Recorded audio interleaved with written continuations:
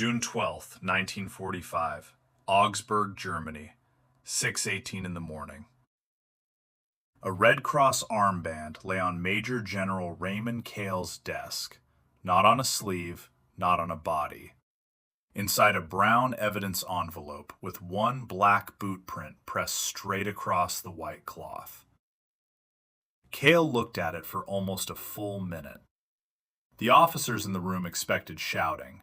They expected a slammed fist, a curse, maybe an order that would have sounded more like revenge than command. Instead, Cale closed the folder, placed both hands flat on the desk, and said 6 words. Put his chair across from mine. That was all. No speech, no threat, no performance. Just a chair. But by sunset, the man who had left that boot print on a protected medical symbol would be sitting 3 feet from the general whose men now controlled the district. And before that room was over, he would hear something he had been trying very hard not to hear. Not a charge, not a rank, not a file number, a name. To understand why that mattered, you have to understand what Germany looked like 1 month after the surrender.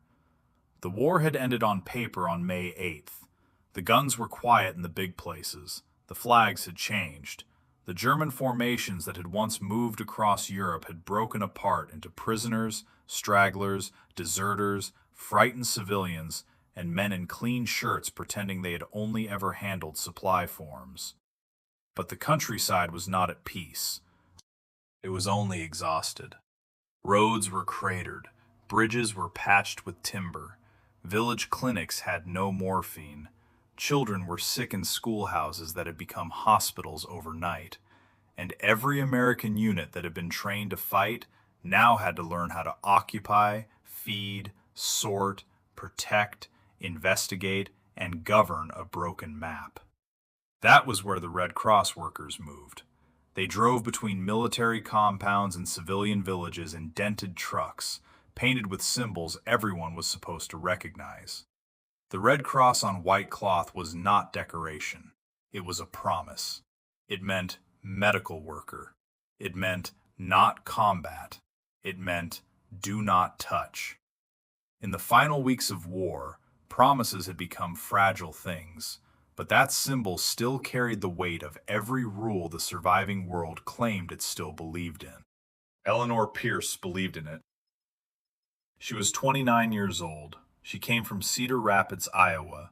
She had been a hospital nurse before she volunteered overseas, and by June of 1945, she had spent 16 months working behind the American advance, hauling bandages, sulfa powder, blankets, and children's fever medicine into places where the front had moved faster than recovery could follow.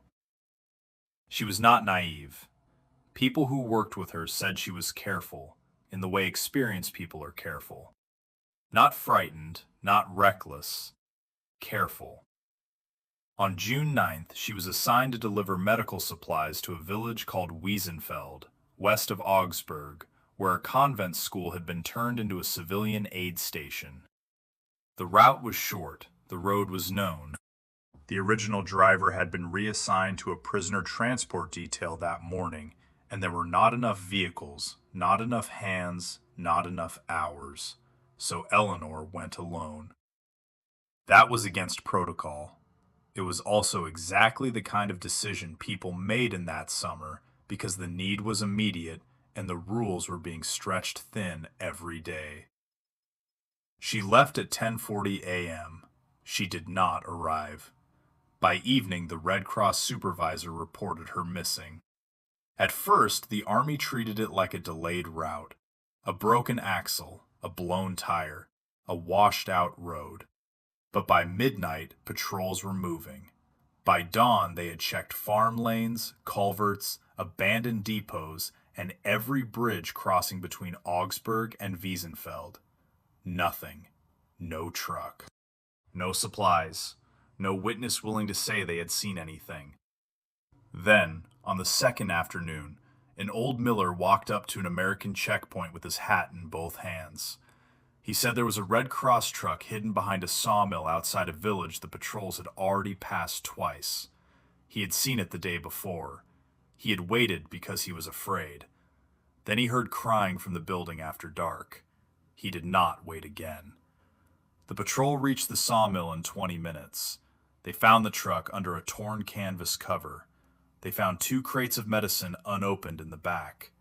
They found Eleanor Pierce locked inside a storage room, alive, dehydrated, injured, and unable to stand.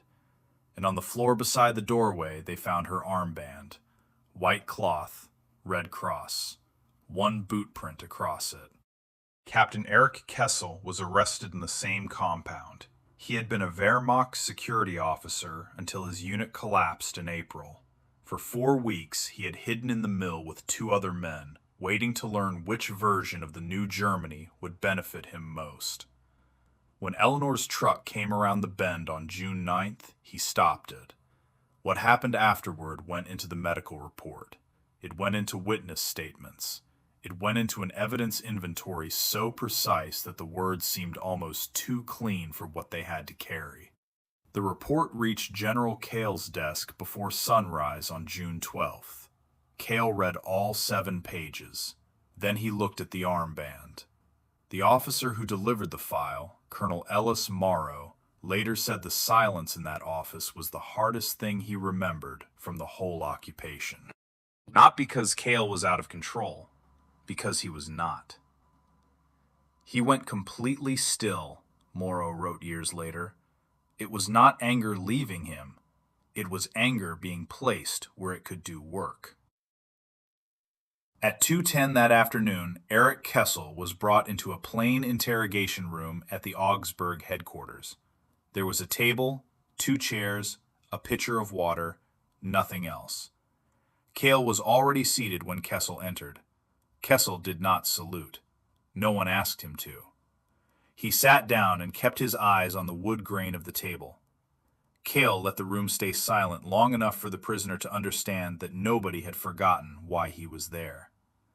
Then the general spoke. "You stopped a Red Cross vehicle." His voice was low, level. "You saw the marking on the hood. You saw the armband on her sleeve. You knew what both meant." Kessel's mouth moved once, but no sound came out. Cale opened the folder. He did not raise it. He did not show it for drama. He simply placed it on the table between them. Eleanor Pierce was carrying medicine to a civilian aid station. She had no weapon. She had no intelligence assignment. She had no military authority over you or anyone else. You knew all of that before you made your decision. Kessel looked up then, only for a second. Cale continued. "I am not going to ask you why. Why is for men who still believe an explanation can make a crime smaller." The room tightened. The symbol on that cloth was not a request. It was not a courtesy. It was not something you were free to respect or ignore depending on fear, hunger, or the shape of the war you had already lost. He leaned forward just slightly. It was a line. "And you stepped over it."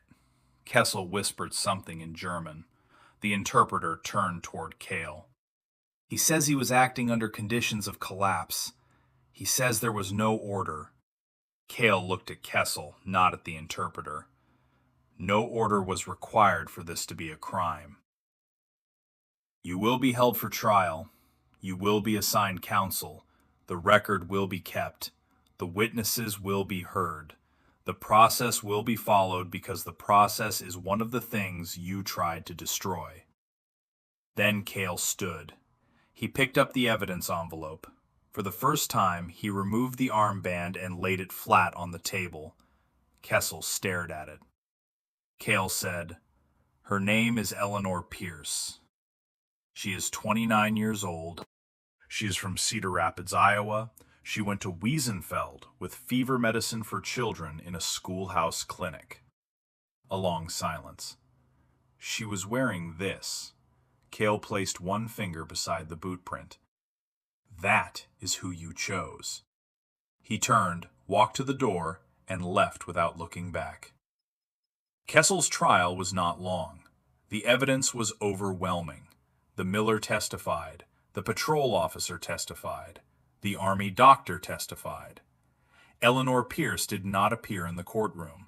Her written statement was entered by medical exception, and no one in the room mistook that for weakness.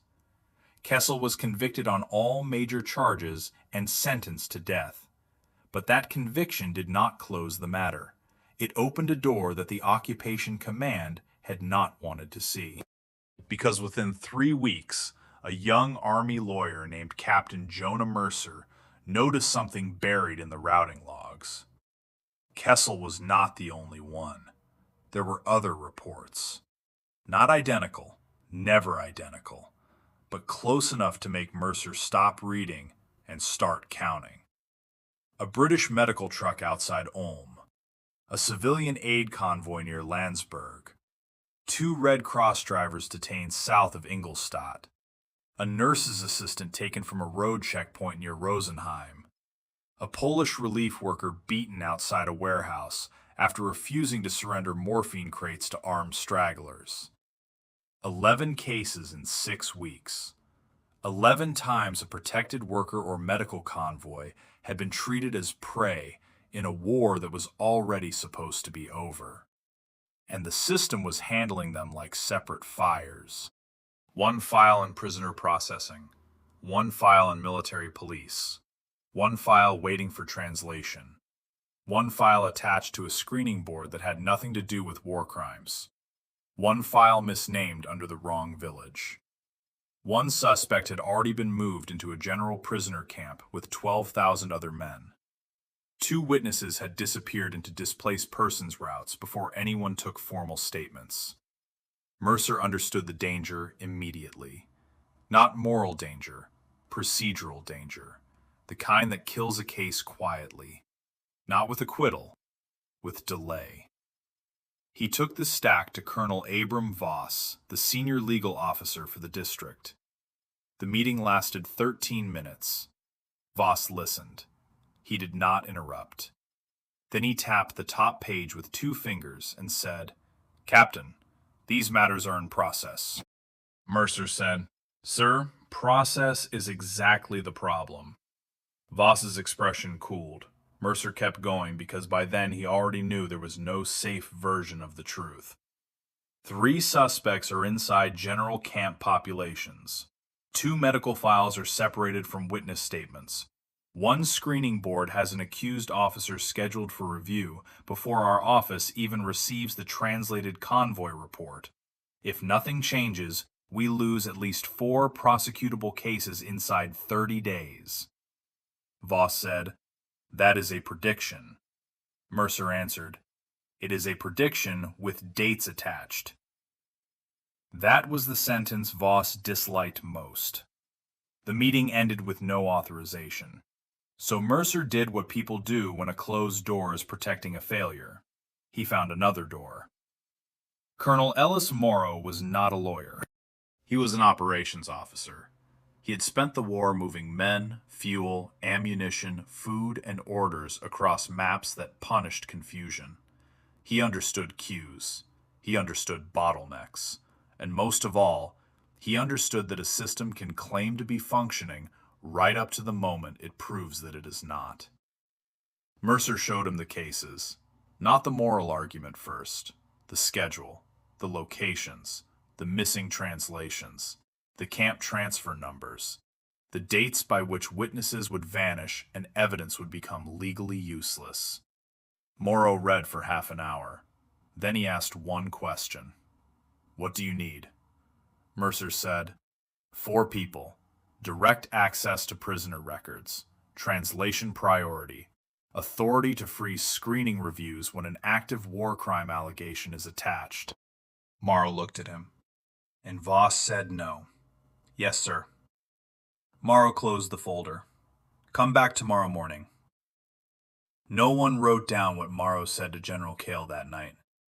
But the next morning, Captain Mercer received written authorization to form a special evidence unit for crimes against protected medical personnel. It had a 60-day mandate. It bypassed the standard queue. It carried Cale's signature, and it made enemies before lunch. Voss called Mercer into his office and told him, very calmly, that if this special unit produced confusion instead of convictions, Mercer's name would be attached to the failure forever. Mercer said, "Yes, sir." Then he walked out and went to work. The team operated out of an abandoned bakery near the rail station because every proper office was already full. The ovens were cold. The windows were cracked. The flour bins still smelled faintly of dust and old smoke. Sergeant Rosa DeLuca, a forensic clerk who had spent the final months of the war cataloging evidence from liberated camps, handled physical records with a patience that made sloppy men nervous. Lieutenant Aaron Weiss, a German-speaking intelligence officer from Milwaukee, took witness statements and knew when silence meant fear instead of refusal. Private Miriam Adler, 19 years old, could read German military abbreviations faster than most officers could read English orders. And Mercer built the files. One by one, not as stories, as structures strong enough to stand in court. They found the prisoner who had disappeared into the general camp system after 9 days of cross-checking height, dental records, unit papers, and a misspelled surname. They recovered a medical log from a convent cellar where the sisters had hidden it inside a flour sack. They located a Polish driver who had already been placed on a relocation transport and took his testimony on the platform while the engine was still hissing behind him. They returned to road bends and farm lanes and burned checkpoints, looking for the small physical facts that survive when people are too frightened to speak. A torn vehicle canvas, a spent cartridge, a Red Cross door panel kicked inward, a field note written in pencil by an aid worker who did not know anyone would ever read it. By the 4th week, 6 cases were strong enough for trial. By the 6th week, 8 were. But the case that nearly broke the unit was not one of the small ones. It was a name on a screening board list in Innsbruck. Friedrich Lenz, former colonel, security command, administrative classification pending, possible release within 10 days. In his questionnaire, Lenz described himself as a transport coordinator with no direct operational authority. Mercer's files said otherwise. 3 convoy attacks had occurred in areas under Lenz's security command. In each case, the men on the road claimed they had been told to treat unauthorized movement as partisan support. No written order existed. That was the point. Men like Lenz rarely wrote down the sentence that mattered. They created weather. Other men did the damage inside it. The screening board did not have Mercer's files. Under normal routing, it would receive them in 4 to 6 weeks. Lenz's review was in 10 days. Mercer brought the list to Morrow at 7:05 in the morning. Morrow read it once. "How far to Innsbruck?" 7 hours by road if the bridge at Mittenwald holds. "Take Weiss. Leave now." They drove through rain, through checkpoints, through villages where German civilians watched American jeeps pass and did not wave. At 8:40 that night, Mercer and Weiss walked into the building where the screening board was preparing to clear Friedrich Lenz as a non-operational officer. By 10:15, the review was suspended. By midnight, Lenz was under investigation. By October, he was on trial. The courtroom was larger than the room where Cale had faced Kessel, but somehow it felt smaller. More people, less air. Lawyers, translators, military observers, stacks of paper. Lenz sat upright in a clean jacket, looking like exactly the kind of man bureaucracy was built to trust. He had not put a boot print on an armband. He had not dragged anyone from a truck. He had signed nothing useful. That was his defense. Paper did not show him doing the thing. Mercer's case argued that paper was not the only way guilt left a trail. He showed the pattern. 3 medical convoys stopped after the same verbal instructions spread through the same command chain. 3 local commanders using the same phrase. 3 incidents reported upward. No punishment, no correction, no warning issued afterward. No attempt to protect marked medical traffic once Lentz knew what his men were doing. Then Weiss called the witness who changed the room. His name was Joseph Hart. He had been a mechanic assigned to one of the aid convoys. He had survived by crawling into a drainage ditch after the shooting started near a bridge outside Hall. For months, he had refused to speak because the men who gave orders had a way of surviving governments. But DeLuca had found his name in a damaged vehicle report. Weiss had found him in a camp hospital, and Mercer had built the rest of the case around the question Joseph Hart could answer. Hart testified for 91 minutes. He did not dramatize. He did not accuse the whole world. He described a road, a truck, a red cross painted on the hood. A German officer telling the checkpoint men, "Colonel Lentz says medical markings do not matter after dark." That sentence did what no signed order had done. It gave the pattern a voice.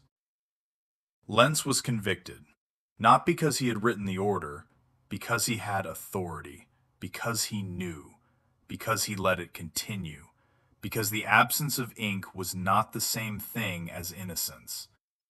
The verdict did not repair what had happened to Eleanor Pierce. It did not make the roads safe retroactively. It did not bring back the dead drivers or erase the days people had spent locked in rooms, ditches, barns, mills, and cellars while the world congratulated itself for having ended a war. But it proved something the system badly needed to learn. A chain of command does not disappear because the man at the top kept his hands clean. It does not vanish because the order was spoken instead of typed. It does not become harmless because every link claims to be only a clerk, only a guard, only a frightened man doing what the collapse required. Responsibility can travel without paper. So can guilt. Years later, when Mercer was asked where the work began, he did not say Innsbruck. He did not say the Lentz trial. He did not say the bakery office, or the camp records, or the witness on the train platform. He said it began in the room with the armband. Not because General Kale created the law. He did not. Not because one confrontation could solve the occupation. It could not. It began there because Kale refused to let the first case become a category. He did not say medical worker. He did not say protected person. He did not say female civilian aid personnel. He said her name, Eleanor Pierce. He said where she came from. He said where she was going. He said what she was carrying. He forced the man across the table to understand that the crime had not been committed against a symbol alone. The symbol mattered because it protected a person, and the person had a name. The armband stayed in the evidence file. White cloth, red cross, black boot print. It could be tagged, numbered, sealed, and stored. But the line that survived in the memories of the men who built the cases afterward was not the inventory description. It was the sentence at the table. Her name is Eleanor Pierce. That was the standard Kale set without announcing it as one. That was the standard Mercer carried into every file. A system can process categories. A court can weigh charges. A clerk can stamp folders. A historian can summarize outcomes. But justice begins to change shape only when somebody refuses to let the person at the center disappear into the paperwork. Eleanor Pierce went home the following spring. She never gave a public interview. She never became a monument. She lived the rest of her life outside the story other people wanted to make from what happened to her. And that was her right. But in one room, on one afternoon, before the process took over, her name was spoken to the man who had tried to reduce her to an opportunity on a road. A uniform can be archived. An armband can be tagged. A file can be closed. A name has to be answered.